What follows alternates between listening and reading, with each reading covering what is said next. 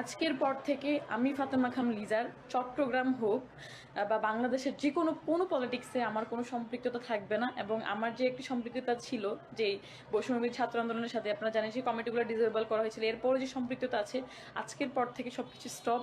এবং আমি আজকের পর থেকে হয়তো বা আপনারা আমাকে তেমন একটা দেখবেন না, বা আজকেই আমার এখানে ইতি টানতে হচ্ছে। আমার এই জার্নির আজকেই আমি এখানে সমাপ্ত ঘটালাম। তবে আমার একটি আস্থা আছে, বিশ্বাস আছে যে আমি বিশেষ করে আমি যাকে গণ অভ্যুত্থানের ইমাম বা লিডার মেনে এসেছি, আমাদের নাহিদ ইসলাম ভাই বা আরও যারা যারা আছেন, সবাই আমাদের শহীদ ভাইদের যে চাওয়া পাওয়া ছিল, আহতদের যে চাওয়া পাওয়া ছিল, অ্যাটলিস্ট সেই ম্যান্ডেটে আপনারা কাজ করবেন। আপনারা রাজনীতি করেন, বড় দল করেন, ভোটের রাজনীতি করেন, যাই করেন, অ্যাটলিস্ট আপনারা আমাদের যে সুন্দর একটি দেশের স্বপ্ন দেখেছিলাম, আপনারা সেটার একটি বন্দোবস্ত করবেন। তবে আমার ধারা আসলে আর পসিবল না। আপনারা আমি জাস্ট বুঝাইতে পারবো না যে চট্টগ্রামে এখন বর্তমানে কি চলছে, চট্টগ্রামে মেয়েদেরকে নিয়ে কতটা নোংরামি করা হয়, তাদেরকে ব্যক্তিগতভাবে কতটা অ্যাটাক করা হয়, তাদেরকে নিয়ে যে কোনো ধরনের বাজে ন্যারেটিভ তৈরি করে ফেলা হয়। সেগুলো কারা করে? আমাদের মানুষই করে। যেই ভাই ব্রাদারদের সাথে আমরা একসাথে উঠি বসি, যাদের সাথে আমরা পথ চলার সাহস করি, যেই ভাইদেরকে আমরা যেই ভাইদের সামনে আমরা বুলেটকে গ্রহণ করে আমরা যাদের জীবন বাঁচিয়েছি, সেই ভাইয়েরাই আজকে।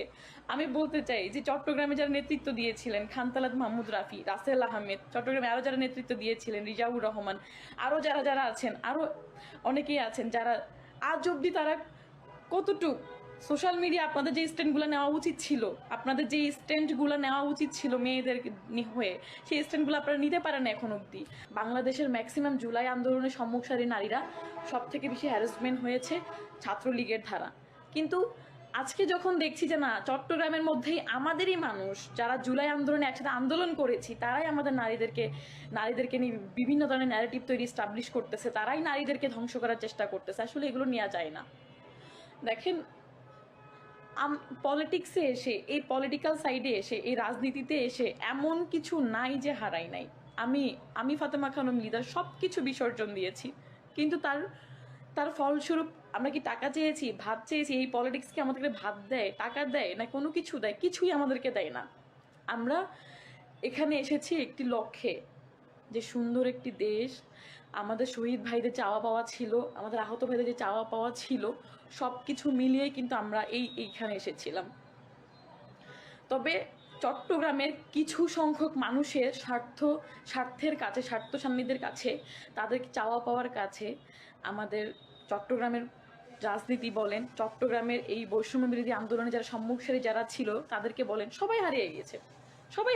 এখন বলতে গেলে কেউই নাই তেমন একটা। আমি আপনাদের রিকোয়েস্ট করতেছি, আপনারা যারা বড় ভাইরা আছেন, যারা নেতৃত্ব দিতেছেন, আপনারা তারা থামান। আপনি এনসিবি করেন, আপনি বাকছাস করেন, আপনি বৈষম্য বিরোধী করেন, আপনি সমন্বয়, আপনি কি হ্যান ত্যান, ইট ডাজেন্ট ম্যাটার। বাট আপনারা অ্যাটলিস্ট মেয়েদেরকে সম্মান করেন, মেয়েদেরকে সম্মান দিতে শিখেন। তারপরে এই যে আজকে চট্টগ্রামে যে একটা ঐক্যবদ্ধতা ছিল, চট্টগ্রামে যে এতগুলো মেয়ে ছিল, প্রত্যেকটা মেয়ে হারাই গেছে। চট্টগ্রামে যখন প্রত্যেকটা মেয়ে হারাই গেছিল, তখন আমি ফাতেমা খানম লিজা প্রোগ্রাম করে বিভিন্নভাবে মেয়েদেরকে কানেক্টেড করে আমি সব কিছু ইনক্লুড করছি। মেয়েদেরকে নিয়ে আলাদা করে প্রোগ্রাম করে মেয়েদেরকে ইনক্লুড করে তাদেরকে সাহস দিছি। আজকে সেখানে আমাকে নিয়েই নোংরামি শুরু হয়ে গেছে, আমাকে নিয়ে বিভিন্ন মিথ্যা বানোয়াট ন্যারেটিভ স্টাবলিশ করা হয়েছে শুধুমাত্র আমাকে মাইনাস করার জন্য। কেন ভাই? আমরা এখানে জীবনের রিস্ক নিয়ে এসেছি। আমরা যদি কখনো আওয়ামী লীগ ফিরে আসে, যদিও এটার পসিবিলিটি কখনোই না, আওয়ামী লীগের কবর রচনা করা হয়েছে, যদি কোনোভাবে নব্য কোনো ফ্যাসিস্টের তৈরি হয়, তখন কিন্তু আমাদের গলায় সর্বপ্রথম ফাঁসির দড়িটা পরানো হবে, বা আমাদেরকে কিন্তু আয়না ঘরে ঢুকানো হবে।